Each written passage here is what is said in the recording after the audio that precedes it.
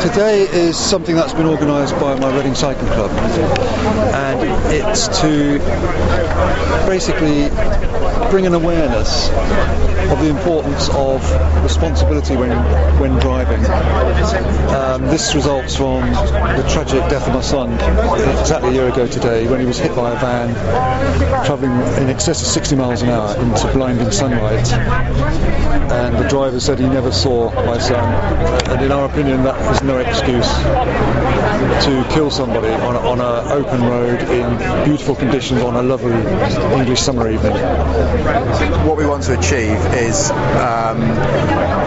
more care given to cyclists on the road, more protection given in the law, and in future cases, if a cyclist or anybody is killed by a motorist, that the motorist is taken before a court of law as a matter of course. And it's not a decision for a civil servant to make that whether they're going to prosecute or not. Every time I go for a ride now, and I hear a vehicle approaching from behind, I think of what happened to Anthony. Every single vehicle, and that's thousands of vehicles on a long ride. And you're always thinking about, is the next vehicle going to hit me? And if it does, is the driver going to be prosecuted for carelessness?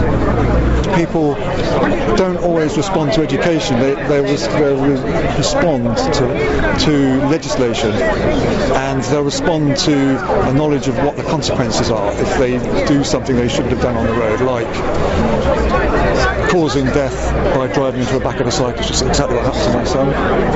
And they're called ghost bikes. Ordinarily they're left at the scene of the accident as a permanent or semi-permanent installation to remind people that a cyclist was killed at that spot, and to remind everybody that cyclists are vulnerable road users and people should take more care.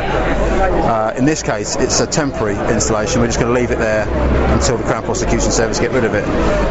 We know that the effort they're going to have to put to get rid of the bike is going to remind them that it was a cyclist that was killed that they didn't prosecute. Anthony was a bit older than my own son, and as my son was growing up, I looked at Anthony and his father Dave as kind of role models, because Anthony was a superb cyclist, as is his father. And I wanted my son to grow up like Anthony because he was very funny, very fit, charming, just a wonderful attribute to the club and to cycling in general. Unfortunately, he's no longer with us, and that's a huge loss. But he was a tremendous person, and we're all here. The reason we're all here is because Anthony is such a huge loss to the club and to his family.